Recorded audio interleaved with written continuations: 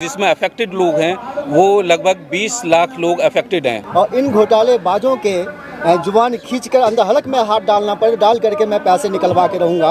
ये जो फ्रॉड कंपनियां हैं, ये कंपनियां खुलती कैसे हैं? क्या इन्हें लगता है हम इन्हें छोड़ देंगे? नहीं, असंभव है। इन्हें जिन लोगों ने लाइसेंस दिया, क्या उनके पास इनका एड्रेस नहीं है? भ्रष्टाचार अगर हो रहा है उसकी जिम्मेदारी किसके ऊपर है? उसकी जिम्मेदारी उन लोगों पर है जिनको हमने प्रधानमंत्री बनाया है, मंत्री बनाया है, जनप्रतिनिधि बनाया है।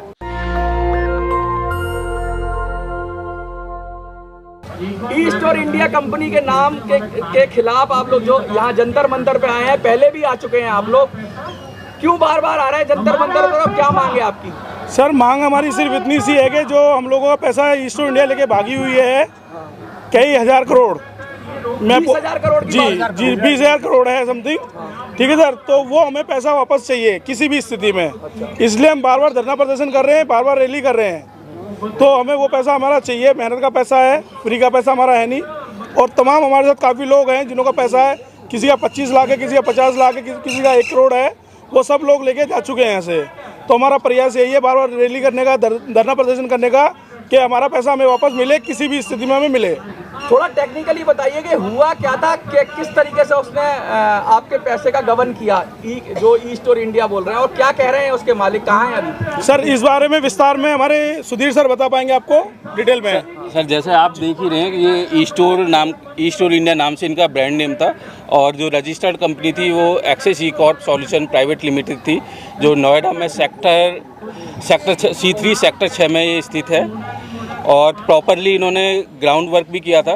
ग्राउंड पे उनके लगभग 300 स्टोर ओपन हुए थे, और उन्हीं स्टोर्स को हमने देख के अपना पैसा इसमें इन्वेस्ट किया था। और इन्होंने जो हमें बताया था कि आप 25 लाख, 50 लाख, 1 करोड़ या जितनी भी आपकी कैपेसिटी है उसके हिसाब से आप इसमें इन्वेस्ट कीजिए। तो हमने भी अपनी क्षमता के अनुसार इसमें 40 लाख रुपए इन्वेस्ट किए, और हमें ये बोला गया कि स्टोर को ऑपरेट हम करेंगे, सेल परचेज की जिम्मेदारी सारी चीज़ें हमारी होंगी, स्टाफ हमारा होगा, जितना भी रेंट होगा वो हम पे करेंगे, स्टाफ की सैलरी भी देंगे, सारे एक्सपेंसेस कंपनी बियर करेगी।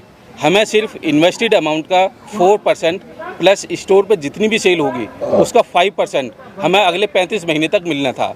और उसके बाद जब 35 महीने के बाद 3% हमें लाइफ टाइम हमें मिलना था, जो कि जैसे सभी का स्टोर अलग अलग डेट में ओपन हुआ था।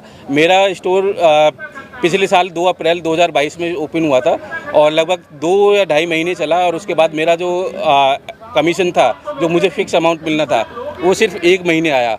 और जुलाई 2022 उसके बाद इन्होंने ना तो स्टोर को मेंटेन किया, ना ही स्टाफ की सैलरी दी, और ना ही जो स्टोर का एग्रीमेंट वो था, रेंट था, ना ही वो पे किया, और ना ही किसी भी इन्वेस्टर को जो कमिटेड अमाउंट था वो पे किया।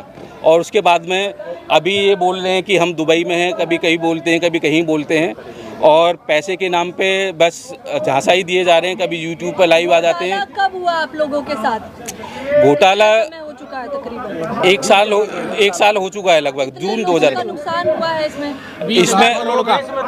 जो टोटल अमाउंट है जो घोटाला हुआ है वो लगभग 20,000 करोड़ का है, और जिसमें अफेक्टेड लोग हैं वो लगभग 20 लाख लोग अफेक्टेड हैं। विजय जी, आप जो समर्थन के लिए आए हैं, इतना सारा टेक्निकल इशू है, क्या कहना चाहेंगे सरकार से आप?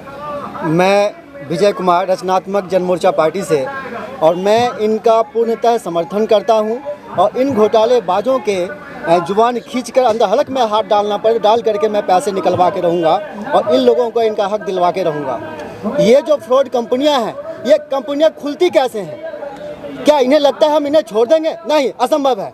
इन्हें जिन लोगों ने लाइसेंस दिया, क्या उनके पास इनका एड्रेस नहीं है? उनके पास भी इनका एड्रेस होगा, इनके पास इनका पूरा बायोडाटा होगा। और यदि ये फ्रॉड कंपनियां हैं तो इन्हें जब लाइसेंस दिया गया, इनके कागजों को चेक क्यों नहीं किया गया? प्रशासन भी दोषी है। ऐसे लोगों को क्यों लाइसेंस देते हैं जो बीच में आकर जनता को, भोली भाली जनता को लूटते हैं, ठगते हैं, और हत्या से आप इसको नहीं, मैं ये नहीं कह रहा सरकार मिली हुई है। सिस्टम में कहीं ना कहीं खामियां तो हैं, जो ऐसे लोगों को लाइसेंस दे देती हैं जिनके डॉक्यूमेंट्स ही कंप्लीट नहीं होते। सरकार और सक्सेना जी, पार्टीलेस डेमोक्रेसी से आए हैं, आप समर्थन कर रहे हैं, क्या कहना चाहेंगे सरकार को? क्या कहना चाहेंगे? थोड़ा सा। मैं पार्टीलेस डेमोक्रेसी से विमल कुमार सक्सेना हूँ, ऑल इंडिया पार्टीलेस डेमोक्रेसी का हमने देशव्यापी संगठन बनाया है, जिसका एक ही काम है, भ्रष्टाचार अगर हो रहा है उसकी जिम्मेदारी किसके ऊपर है?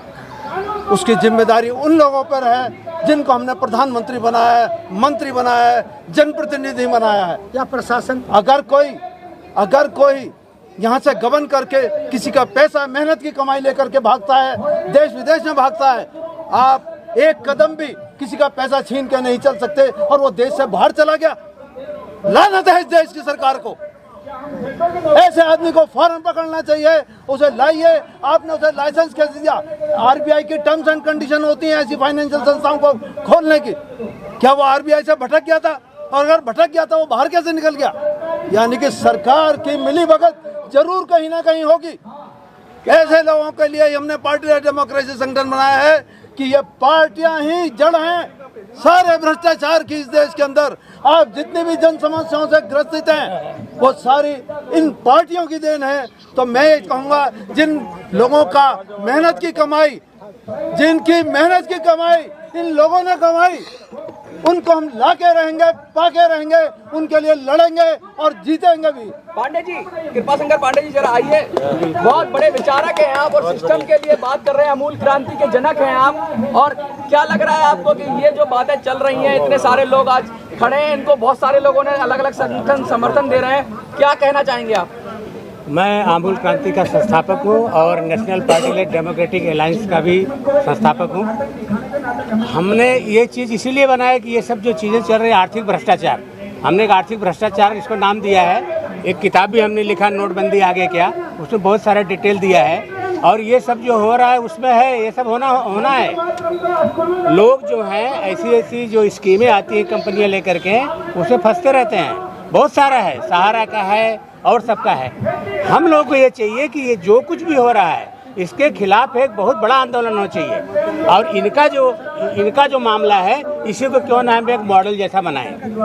अगर ये सहमति देंगे तो हम सारे लोग इनके साथ मिल के इनके सारे पेपर्स स्टडी करके, जैसे हम दिल्ली में सोच रहे हैं कि एक मॉडल बनाए, एक सरकार दे दें, वैसे आर्थिक भ्रष्टाचार का इनका जो मामला है इस पर हम एक विजय हासिल करें और लोगों को एक सबक सिखाएं और भी कंपनियों को सबक मिले, ये मैं कहना चाहता हूँ। हम सब साथ हैं,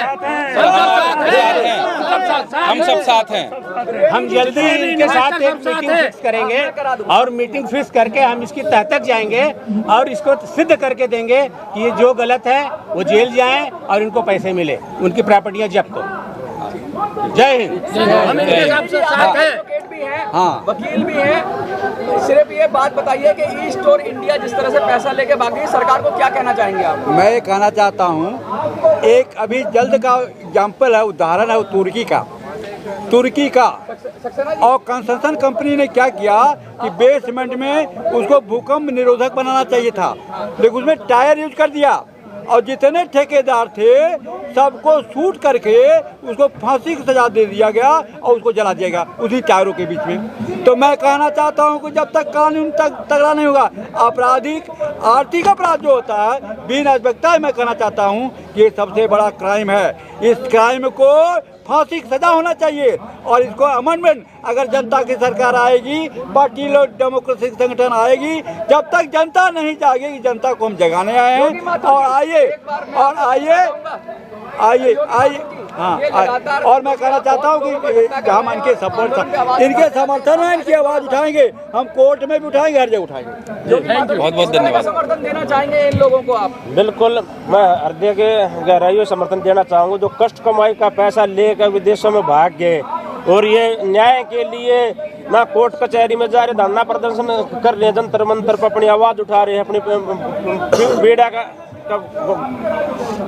को व्यक्त कर रहे हैं कि आए कोई हमें न्याय दिलाए और हमारे मेहनत कस पैसे को वापस लाए। और बड़ा घोर अचंभा है जो यहाँ कोई धांधली करता है, चोरी करता है, ठगी करता है, लूट करता है, इस समाज के अंदर घुस जाता है, ना तब पकड़ में आ जाता है और इससे बाहर चला जाता है, ना तो पकड़ में आता है। 20,000 करोड़ का कोई छोटा घोटाला नहीं है। इतना बड़ा घोटाला कर विदेश भाग जाए और न्याय नहीं मिल रहा है, कमाल की बात है। एक फोन करें यहाँ से केंद्र सरकार या विदेश मंत्रालय, भाई हमारे 4-5 ये ठग, फ्रॉड, चीटर भाई आपके दुबई देश में घुसे हुए हैं और इनको चिन्हित करो और बाहर निकालो और हमें सौंपो हमारे दोषियों को, हमारे अपराधियों को, तो न्याय मिले इनको। ये क्या तरीका है न्याय का? और दूसरा एक बहुत जो बात जो समाज में इस सिस्टम में चल रही है वो ये है, जो गया धन पछापा मांगा है।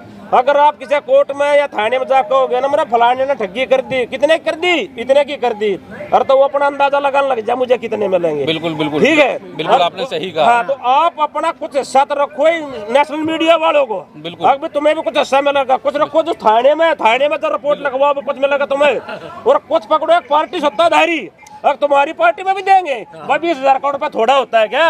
उनको थोड़ा सा जब ये लालच के दाने फेंकने लग रहे हैं, तुम नेताओं के लालच के दाने फेंको, जब तुम न्याय मिलेगा ना, न्याय नहीं मिलेगा। बहुत बहुत धन्यवाद। लालच का जो आपने कहा उसका मैं एग्जाम्पल आपको देता हूँ। मैं अपने यहाँ बुलंदशहर डिस्ट्रिक्ट में एसएसपी ऑफिस में फिर 1 महीने मैंने चक्कर लगाया, पर किसी ने कोई सुनवाई नहीं की। फाइल को यहाँ से वहाँ पर, वहाँ से वहाँ पर कि आपकी इन्वेस्टिगेशन चल रही है, कभी बोलते हैं कि इन्वेस्टिगेशन कंप्लीट हो गई, कभी बोलते हैं कि आपकी फाइल एसएसपी साहब के पास पहुँच गई, पर अभी तक उन्होंने कोई एफआईआर दर्ज नहीं की। ये छोटे चोर हैं, छोटे ठग हैं, छोटे उच्च लेवल की बात है, उनकी समझ से बाहर, उनकी क्षमता से बाहर। हम 1 सेकंड भाई, आखिरी बात क्या गजाल लग रहा हूँ भाई, हम पार्टी लेस डेमोक्रेसी से ये लूट खसोट ठगी बेईमानी चोरी चकारी सब बंद करवा देंगे, जरूरत नहीं रहेगी किसी ने, सारी चीजों का संसाधन उनके पास होगा, किसी ने अपने जमीन से गिरने की जरूरत नहीं रहेगी। हम ऐसी पार्टी लेस डेमोक्रेसी का एक रोल मॉडल दिल्ली में लाना चाहते हैं, जिसमें अभी आप सभी का साथ सहयोग और आशीर्वाद अपेक्षित रहेगा। जय हिंद, जय भारत, वंदे मातरम, भारत माता की जय। नेशनल दस्तक की आपसे गुजारिश है कि अगर इसको बचाना चाहते हैं तो नेशनल दस्तक को सब्सक्राइब करने के लिए रेड कलर के सब्सक्राइब बटन को दबाएं, फिर बेल आइकन की घंटी दबाएं। नेशनल दस्तक को बचाने के लिए बहुत जरूरी है कि हर खबर को शेयर करें, लाइक करें, कमेंट जरूर करें।